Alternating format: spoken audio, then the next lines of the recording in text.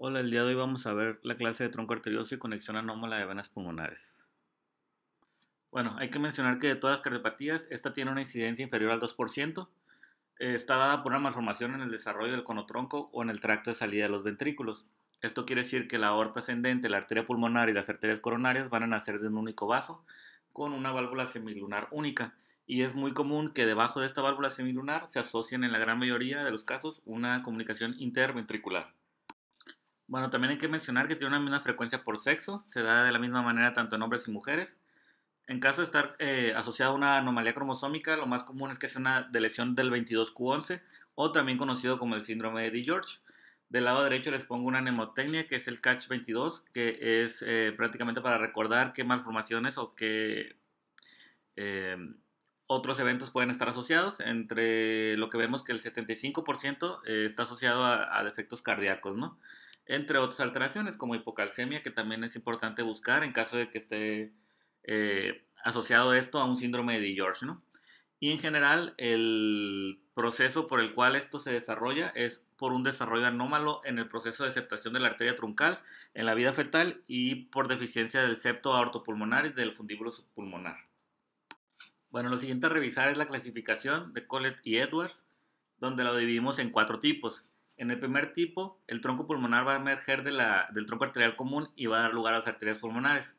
En el tipo 2, también van a emerger del mismo, pero en la parte posterior, como vemos, y con un origen independiente cada una, ¿no? Pero pues de manera cercana.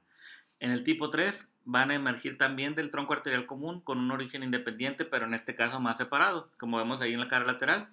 Y en el tipo 4 van a emerger de la aorta descendente. Y esta se considera una forma extrema de tetralogía de Fallot con atresia pulmonar.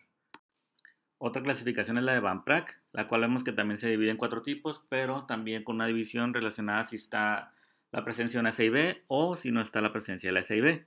Vemos que en el tipo 1 las arterias pulmonares van a nacer de un tronco pulmonar.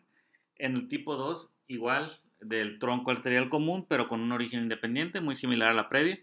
En el tipo 3 va a haber una ausencia de una rama pulmonar, es decir, un hemitruncus, y la segunda rama se forma a partir del ductus o de una arteria aortopulmonar, y la tipo 4 está asociada a una interrupción del arco posterior a la carótida izquierda.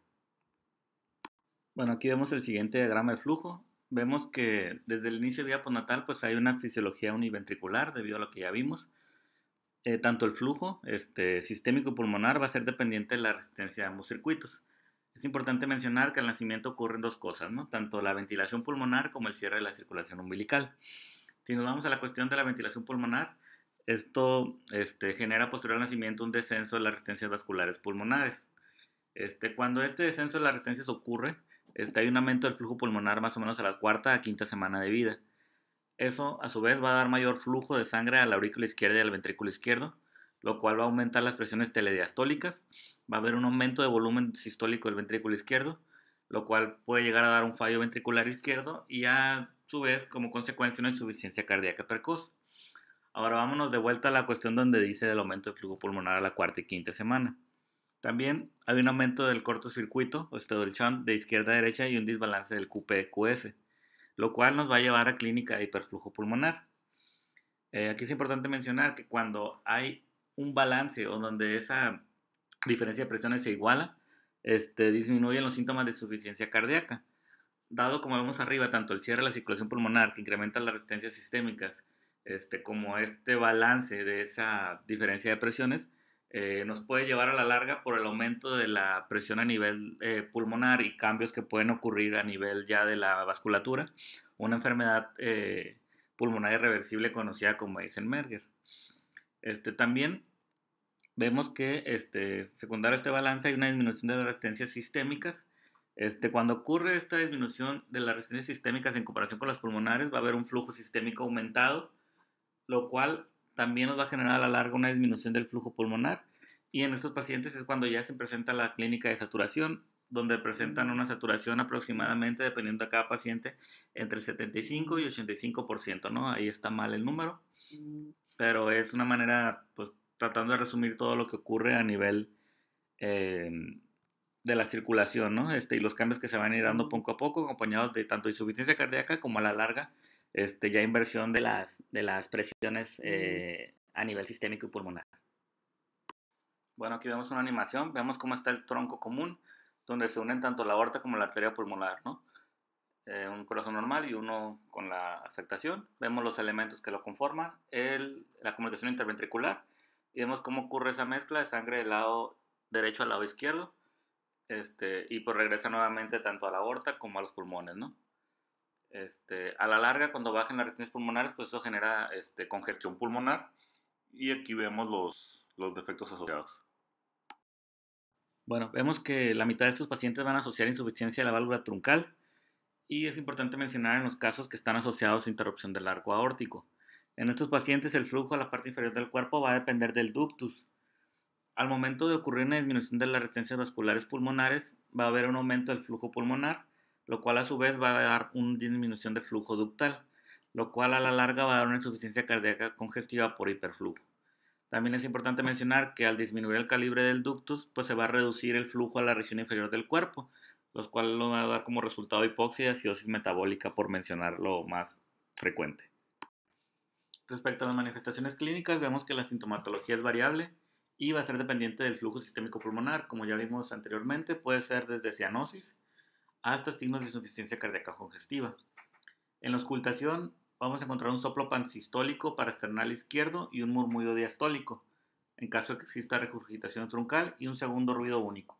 Abajo les agrego un gráfico nomás para darnos una idea un poquito más visual también de cómo ocurre o cómo es este soplo. Y en la onda de pulso arterial va a haber una diferencia de sistodiastólica importante, secundaria al aumento del flujo pulmonar. Las manifestaciones clínicas también van a variar dependiendo del tipo de tronco arterioso. En el caso del tipo 1 y 2, la cianosis se presenta después del nacimiento. Como ya mencionamos, al mes van a disminuir las resistencias vasculares pulmonares y van a aparecer los datos de falla cardíaca, entre ellos la polipnea, el distrés respiratorio, la sudoración entre tomas y un precordio hiperdinámico con hepatomegalia. Ya en el tipo 3, la clínica va a ser dependiente del tamaño de las ramas pulmonares y de la estenosis del ósculo pulmonar, lo cual nos puede dar tanto clínica de hiperflujo o cianosis. Y es importante mencionar que los pacientes con el síndrome 21q11 pues van a presentar la clínica propia de un síndrome de George, que también tenemos que tomarlo en cuenta. Respecto al diagnóstico, nos podemos apoyar de ciertos estudios auxiliares, entre ellos el electrocardiograma, donde normalmente vamos a ver ritmo sinusal con eje a la derecha, o signos de hipertrofia biventricular, dependiendo también del estadio en que se encuentre. La radiografía de tórax nos va a mostrar cardiomegalia y posteriormente signos de congestión pulmonar, y el cateterismo solamente va a estar indicado en aquellos pacientes donde haya anatomías complejas o mal definidas por el eco. Las siguientes son imágenes por ecocardiograma, donde vemos en la primera imagen de la izquierda un truncus tipo 1, donde se alcanza a ver la válvula truncal, donde dice BT. Se alcanza a ver también la aorta, la arteria pulmonar y cómo nace la rama derecha e izquierda de cada pulmonar específicamente, ¿no? Después del lado derecho vemos una imagen donde se ve una CIB, con la válvula truncal también. En el lado inferior izquierdo también una válvula truncal con insuficiencia. Y del lado derecho pues vemos la presencia de una interrupción de arco aórtico. Respecto al manejo quirúrgico, este debe realizarse de forma precoz, antes de los 3 meses, e idealmente se puede hacer desde las 2 a 3 semanas de vida con la caída de las resistencias pulmonares. Es importante mencionar que aquellos pacientes que tengan insuficiencia cardíaca refractaria o interrupción del arco aórtico se pueden operar desde antes. Del lado derecho les pongo un esquema de la cirugía. No lo vamos a profundizar mucho, solamente pues vamos a hablar de manera muy general, ¿no? Lo que se realiza es un corte de la arteria pulmonar del tronco y un corte para abrir el área donde se va a cerrar la CIB.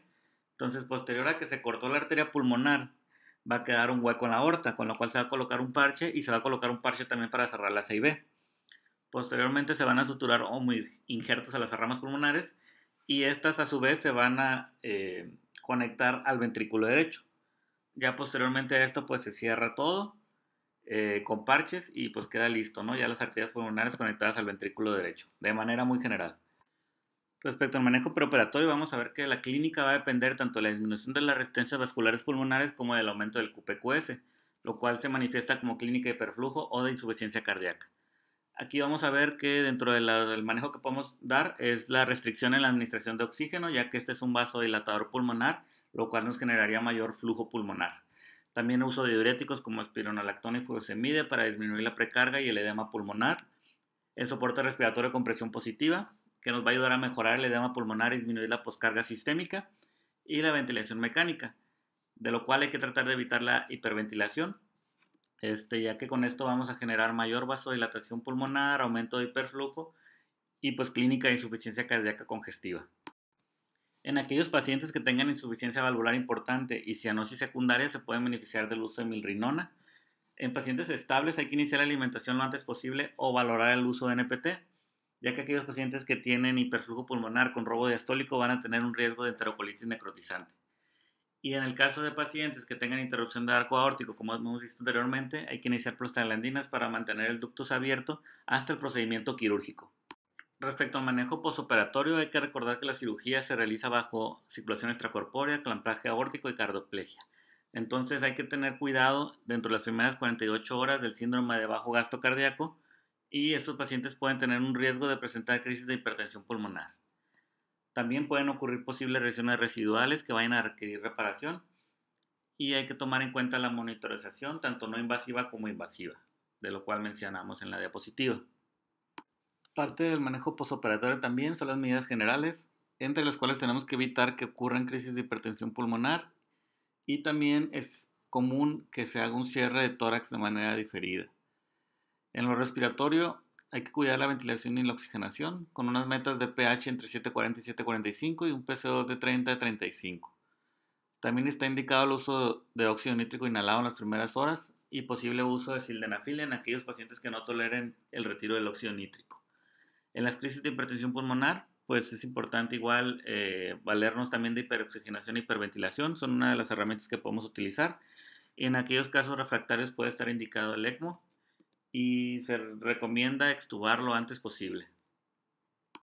Otro aspecto importante a cuidar es el aspecto cardiovascular, del cual podemos hablar del síndrome de bajo gasto cardíaco. Este por lo general se da secundario al bypass prolongado que ocurre o a una hipotermia profunda. En este tipo de pacientes es importante el uso de inmunohidratantes como la milrinona, el cual se puede asociar a adrenalina a dosis bajas, inclusive llegar hasta levosimendan. De las medidas básicas a tomar son optimizar la precarga, el soporte farmacológico que mencionamos con catecolaminas o vasodilatadores, mantener sincronía auriculoventricular. Muchos de estos pacientes salen con marcapasos y es importante tenerlo en caso de necesitarlo. Y pues en casos ya extremos, hipotermia o el uso de ECMO. En la cuestión neurológica es importante que los pacientes tengan una adecuada pseudoanalgesia y relajación, ya que esto nos va a evitar la presentación de las crisis de hipertensión pulmonar y también por la importancia que tiene en el aspecto de que muchos de estos pacientes tienen un cierre diferido del tórax. Bueno, en la cuestión renal es recomendable la resección de líquidos. Las recomendaciones son como siguen. Dentro del día 1 se recomienda un aporte del 50 al 60% de los líquidos de mantenimiento, los cuales se van a ir aumentando de manera progresiva, para llegar al segundo día al 75% y al tercer día ya llegar al 100%. Esto obviamente adaptado a la condición del paciente. En caso de que el paciente presente sobrecarga, hipovolemia, pues se van a adaptar los líquidos de manera particular, no es una receta. También el uso de diuréticos de ASA.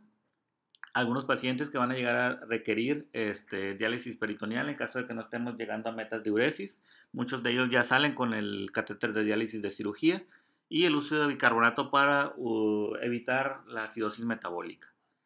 En la cuestión gastrointestinal es importante la profilaxis de hemorragia digestiva y se recomienda la alimentación trófica en cuanto la condición del paciente lo permita. Si por alguna razón no se puede, pues iniciar el uso o comenzar la NPT. En el aspecto metabólico es importante vigilar las cifras de glucosa, ya que pueden presentar hiperglicemia, sobre todo en las primeras 24 horas, que requieran de infusión de insulina. Y la profilaxis antibiótica, que va a depender de la institución, generalmente es el uso de cefalosporinas. En lo hematológico hay que vigilar el sangrado postoperatorio, ya que es una complicación frecuente. Se recomienda mantener las cifras de hemoglobina y las plaquetas en mayor de 100.000. Hay que reponer factores de coagulación con plasma fresco congelado y valorar el uso de otras terapéuticas. En estos pacientes se recomienda un seguimiento periódico por parte de la consulta de cardiología. También pueden llegar a necesitar reemplazo tanto del conducto valvulado como de la válvula troncal o la nueva válvula aórtica por presencia de velos displásicos. Y la supervivencia a 5 años es el 79%, siendo más elevada en el postoperatorio inmediato. Bueno, ahora vamos a ir al tema de la conexión anómala de venas pulmonares. Bueno, lo siguiente es una animación de la conexión anómala total de venas pulmonares. Aquí vemos que es un defecto en el cual las venas pulmonares no se conectan al atrio izquierdo. Del lado izquierdo es el defecto, del lado derecho como se vería de manera normal.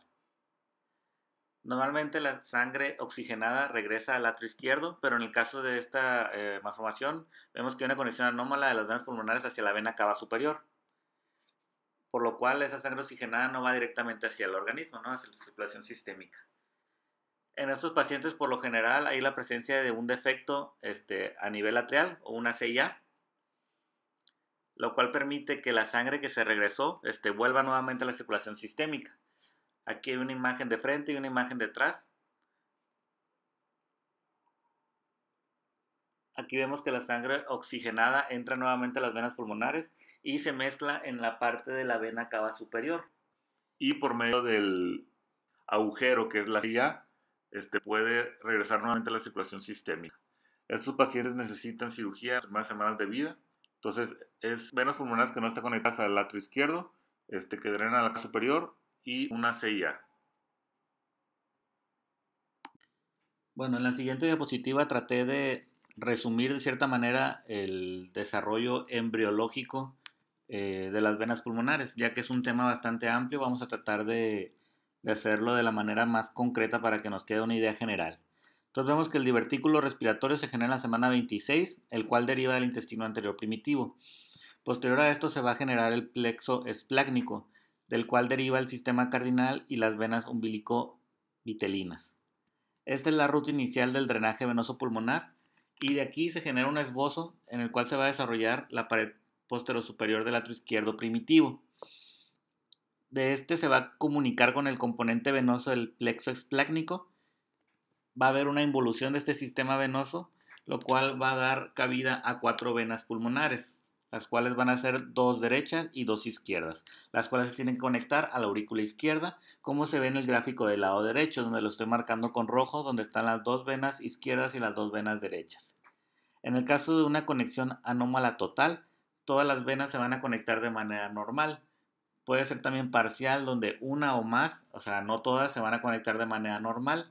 Y también pueden existir conexiones estenóticas, las cuales van a producir obstrucción al retorno venoso pulmonar. Vamos a entrar al tema de la conexión anómala parcial. Para entender un poco mejor en la cuestión anatómica cómo se conectan de manera normal estas venas, es importante considerar hacia qué estructuras van a estar conectadas de manera normal. En el caso de las venas pulmonares izquierdas, por la ubicación donde se encuentran, es más común que se encuentren conectadas de manera normal hacia el seno coronario o a la vena inominada izquierda. En el caso de las venas pulmonares derechas, es más común o lo esperable es que se conecten hacia la vena cava superior o la vena cava inferior. Aquí vemos otra imagen para ejemplificar lo que les mencionaba de la conexión que no se logra con la aurícula izquierda. Aquí vemos como el plexo esplácnico en la primera imagen posteriormente se une en una vena cardinal común hacia la aurícula izquierda. Vemos que del lado derecho pues hay un defecto en la conexión para establecer esta conexión normal con la aurícula izquierda, por lo cual vemos en el tercer gráfico que las 2 venas del lado izquierdo están bien conectadas y la vena derecha se quedó conectada hacia la vena cava inferior, que es una de las variantes que les mencioné anteriormente. Vemos que en el caso de las variantes, las venas pulmonares derechas a vena cava superior se suelen acompañar de una CIA y la conexión anómala de una vena única a la vena cava superior puede ser una lesión aislada o estar formando parte de un defecto del seno venoso. En el caso de las venas derechas a vena cava inferior, por lo general el septo interauricular está intacto y se conoce como síndrome de la cimitarra, el cual se puede asociar a otras anomalías extracardíacas y cardíacas como vamos a ver. Bueno, les pongo otra diapositiva respecto al síndrome de cimitarra. Nos vamos a enfocar un poco más a las malformaciones cardíacas, dentro de las cuales se encuentra el defecto del tabique interauricular, ductus persistente, coartación de la aorta, tetralogía de Fallot o ventrículo derecho de doble salida. Y en el caso de las malformaciones extracardíacas, se las enumero en la diapositiva, pero lo más común o lo más descrito es la hipoplasia del pulmón derecho, el cual se acompaña con un pulmón en herradura y una hipoplasia de la arteria pulmonar derecha. En el caso de venas pulmonares izquierdas a vena cava inferior es raro y no se asocia a defectos intracardíacos con pulmones normales. Y en el caso de venas pulmonares a la vena inominada se conectan a esta por medio de la vena vertical y por lo general existe un defecto interauricular de tipo ostium secundum. Puede haber otras variantes de drenaje a las venas izquierdas, como al seno coronario, a la vena cava superior derecha, a la vena subclava izquierda y a la vena ácidos. También se puede asociar con otros defectos cardíacos en pacientes que tienen heterotaxia visceral y polisplenia debido a mala posición del septum primum. Y también se asocia a otros síndromes como Turner y Noonan y en raras ocasiones a tetralogía de Fallot. Bueno, vamos a tratar de ejemplificar de manera muy burda lo que ocurre. Hacemos un dibujo donde vemos las dos aurículas, los dos ventrículos, la vena cava superior y la vena cava inferior, ¿no? Hacemos los dos pulmones y hacemos la conexión del ventrículo derecho a los pulmones. De ahí, de la circulación de la sangre oxigenada que va a la aurícula izquierda y el ventrículo izquierdo conectado a la aorta. Vemos la dirección del flujo, como ocurre normalmente. En el caso de la conexión anómala, pues vemos que no ocurre esa conexión normal hacia la aurícula izquierda. Entonces vemos que hay una vena pulmonar que va hacia la aurícula derecha, lo cual secuestraría, por decirlo así, el 25% del flujo. Si hay otra vena que pudiera estar conectada a la vena cava superior, pues sería otro 25%, ¿no? Factores relacionados: la conexión anómala, el número de venas que estén y localización, y la CIA si está presente o ausente. Bueno, como mencionamos anteriormente, la clínica va a depender de la cantidad de venas pulmonares con conexión anómala. Vemos que la cianosis es rara, inclusive aunque exista cortocircuito derecha-izquierda, aunque esta puede llegar a aparecer con el tiempo. El síndrome de cimitarra es un caso especial donde los síntomas van a aparecer de manera precoz con hipertensión pulmonar por las anomalías asociadas. Y la exploración clínica por lo general va a ser la misma que la propia de una CIA cuando ésta existe. El diagnóstico en el caso de los estudios de gabinete, en el electrocardiograma podemos ver que puede ser normal o puede verse ondas RR' o RSR'. Y en caso de hipertensión pulmonar, con ondas P picudas e hipertrofia ventricular derecha. En la radiografía de tórax se puede ver un flujo pulmonar aumentado con dilatación de cavidades derechas. Y en la ecocardiografía hay que buscar las venas sistémicas distales a la conexión dilatadas, es decir, que tengan un flujo aumentado. La resonancia magnética sería la prueba ideal debido al amplio campo visual que proporciona, la orientación espacial y la naturaleza en tercera dimensión del estudio. Y el cateterismo cardíaco solo se va a reservar a aquellos casos donde se sospeche la existencia de hipertensión pulmonar asociada. Bueno, el manejo lo podemos dividir en estos tres, tanto preoperatorio como quirúrgico y posoperatorio. En el caso preoperatorio vemos que el manejo principal es anticongestivo, en caso de que haya presencia de falla cardíaca por hiperflujo pulmonar. Y si existen alteraciones del parénquima pulmonar, pues ya sugiere un manejo quirúrgico. En el caso del manejo quirúrgico, en todos los casos con evidencia de sobrecarga de volumen del ventrículo derecho, con un QPQS mayor de 1.5, a excepción del síndrome de la cimitarra. El manejo específico pues va a depender del tipo de defecto y el manejo intraoperatorio es el habitual de cualquier cirugía con circulación extracorpórea. En el caso posoperatorio es muy semejante al de una comunicación interauricular, excepto en la cimitarra donde puede requerir manejo para hipertensión pulmonar. El riesgo de arritmias auriculares puede llegar a presentarse por las suturas y por las cicatrices a ese nivel y hay que descartar ante edema pulmonar unilateral la presencia de un gradiente residual. Vemos que la mortalidad quirúrgica es superponible a la mayoría de los casos de una CIA y las complicaciones a largo plazo son raras y la mayoría son alteraciones del ritmo por la cuestión de las suturas y cicatrización en la unión cabo-atrial. Bueno, vamos ahora al tema de la conexión anómala venosa pulmonar total. En este caso no va a existir ninguna conexión directa entre ninguna de las venas pulmonares y la aurícula izquierda. Esta es muy rara, con una incidencia de 1.5 a 3% de todas las cardiopatías congénitas, más comúnmente en varones, y clásicamente se van a dividir según la clasificación de Darling.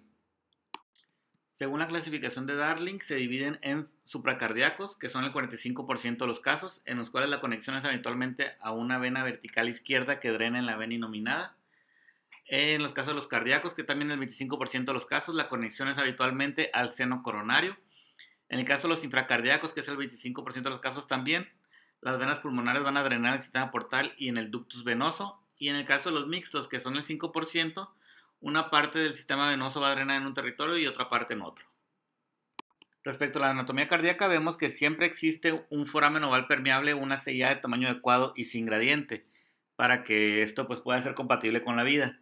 La aurícula derecha por lo general siempre es más amplia y de pared más espesa y la aurícula izquierda más pequeña. El ventrículo izquierdo por lo general es de tamaño y masa normales, pero se tiende a ver aplastado por un abombamiento que se genera del septo interventricular causado por el aumento de volumen y presión del ventrículo derecho. Hay algún grado de hipertensión pulmonar con anomalías estructurales de vasos pulmonares y otras malformaciones que pueden estar asociadas es el ductus, el síndrome de heterotaxia y el síndrome de ventrículo izquierdo hipoplásico. Bueno, como ya mencionamos, ambas circulaciones vuelven a la aurícula derecha, por lo cual la supervivencia depende del cortocircuito de derecha e izquierda, por lo general un foramen oval. La mezcla total va a determinar cierto grado de cianosis y dependiendo si existe o no obstrucción al flujo pulmonar, se puede llegar a generar tanto clínica de hipertensión pulmonar a nivel sistémico como clínica de congestión y edema alveolar. Vemos que el cuadro clínico es variable. Este va a depender de la presencia y gravedad de la obstrucción venosa pulmonar. Y también es variable, por ejemplo, en neonatos que pueden llegar a presentar edema pulmonar y shock cardiogénico, a comparación de adultos jóvenes que pueden presentar signos y síntomas de insuficiencia cardíaca derecha. En la parte de abajo vemos un resumen de estas características. En el caso de drenaje con obstrucción, vemos que el debut es precoz en la primera semana y sin obstrucción puede ser más tardío, alrededor de un mes. Con obstrucción, una cianosis importante, sin obstrucción, una cianosis leve. Con obstrucción, clínica de edema pulmonar y sin obstrucción, aumento de la vascularización pulmonar. Con obstrucción no hay cardiomegalia, sin obstrucción hay cardiomegalia. En el caso de con obstrucción, inestabilidad hemodinámica. En el caso sin obstrucción, con estabilidad. En el caso de con obstrucción, hipotensión arterial. Sin obstrucción, con tensión arterial normal. Con obstrucción, acidosis metabólica. Sin obstrucción, no acidosis metabólica. Con obstrucción, necesidad de ventilación mecánica. Y en el caso de que no haya obstrucción, se presenta con una discreta polipnea. El diagnóstico se basa principalmente en la ecocardiografía, que es la prueba diagnóstica principal. Los criterios son la sobrecarga del ventrículo derecho, una aurícula izquierda pequeña y un espacio libre detrás de la aurícula izquierda. Lo que hay que buscar en el ecocardiograma es el punto de circulación venosa sistémica donde drenan las venas pulmonares, el drenaje de cada vena pulmonar, la permeabilidad del ductus, la presencia y lugar de la obstrucción, el tamaño y localización de la comunicación interauricular, las dimensiones y el volumen del ventrículo izquierdo y si existen lesiones cardíacas asociadas. La resonancia magnética en este caso es diagnóstica, mas no ofrece ninguna ventaja respecto a la ecocardiografía. Bueno, os pongo el siguiente cuadro, el cual nos habla pues, de ciertos diagnósticos diferenciales. Igual es importante tenerlos en cuenta. No vamos a profundizar mucho, pero se los dejo para que lo revisen. Bueno, el manejo preoperatorio va a variar dependiendo si son drenajes obstructivos o no obstructivos. En el caso de los obstructivos, el manejo quirúrgico es urgente. Se necesitan dar medidas de soporte, es decir, intubar al paciente, dejarlo bajo ventilación mecánica, corregir acidosis metabólica y soporte inotrópico en caso de fallo cardíaco. Y se menciona que la utilización de prostaglandinas es controvertida y en caso de utilizarse debe de ser en pacientes intubados y adecuadamente monitorizados. En el caso de los no obstructivos, el aumento progresivo de la sobrecarga del ventrículo derecho requiere manejo con diuréticos y la cirugía, a pesar de no ser urgente, debe programarse de manera precoz. Esto para evitar estos efectos de sobrecarga a largo plazo y cianosis persistente. Bueno, el manejo quirúrgico es de indicación en todo neonato y lactante sintomático, frecuentemente en el primer mes y como regla antes de los 6 meses. Si llegamos a hacer el diagnóstico entre los 6 y 12 meses, debe realizarse la cirugía al momento del diagnóstico, pues el riesgo quirúrgico es bajo. Y en neonatos y lactantes que estén en estado crítico, la indicación de cirugía es urgente, inmediatamente después de realizar el diagnóstico. La cirugía se suele realizar bajo circulación extracorpórea con hipotermia con o sin parada circulatoria. Se suele realizar una anastomosis lo más amplia posible, mayor de 10 milímetros, entre la vena pulmonar común o colector y la aurícula izquierda, y ligando la conexión con la circulación venosa sistémica junto con un cierre de la CIA con parche. Es importante, como todos estos pacientes posoperados de cirugía cardíaca, una monitorización hemodinámica estrecha, lo cual abarca la tensión arterial invasiva, PVC, en todos los pacientes. Si se puede, valorar la presión en la aurícula izquierda y presión de la arteria pulmonar, y se recomienda dejar cables epicárdicos de marcapasos. Dentro de las complicaciones podemos enlistar la hipertensión pulmonar, el edema pulmonar, arritmias auriculares, bajo gasto cardíaco, disfunción diastólica ventricular izquierda y entre otras que puede ser la parálisis frénica o la presencia de quilotórax. La mortalidad en sus pacientes en centros dedicados a cardiopatías congénitas es entre el 2 y 20%. La mortalidad elevada por lo general se debe a condiciones de inestabilidad preoperatoria en neonatos y lactantes combinado con el antecedente de bajo peso. La mortalidad a largo plazo está relacionada con el resultado quirúrgico y con la aparición de estenosis de venas pulmonares. Dentro de los factores de mal pronóstico enlistados se encuentra la conexión infracardíaca, la asociación a otras cardiopatías complejas, obstrucción venosa, que hayan presentado inestabilidad hemodinámica preoperatoria y la hipertensión pulmonar grave en los neonatos. Las reintervenciones se deben fundamentalmente a estenosis de la anastomosis y las propias venas pulmonares, pudiendo ser estas dos simultáneas. Y la ecocardiografía es la herramienta para el diagnóstico al alta hospitalaria y en el seguimiento en el primer año posoperatorio. Bueno, por el momento sería todo de mi parte. Espero que les haya sido de utilidad.